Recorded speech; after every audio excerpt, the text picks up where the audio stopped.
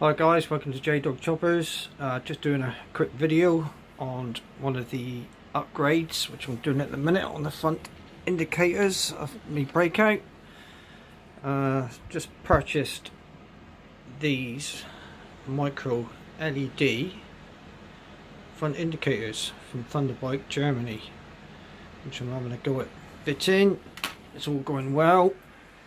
I'll just show you here what it's hot wired this one in for the minute, just to see if it's working all okay. If I just switch ignition on here and give you a quick demo and see what you guys think. There you go.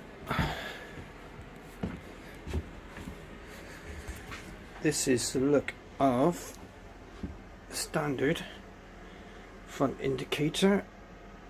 Put that one going a minute. As you can see, off. And this one here is the new LE Micro D one that's just fitted, which is very small and minute, but very effective.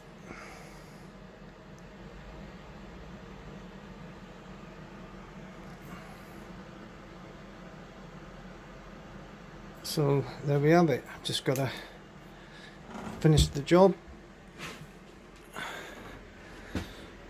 So thanks for watching guys, and keep watching, keep you updated on the next video. Cheers.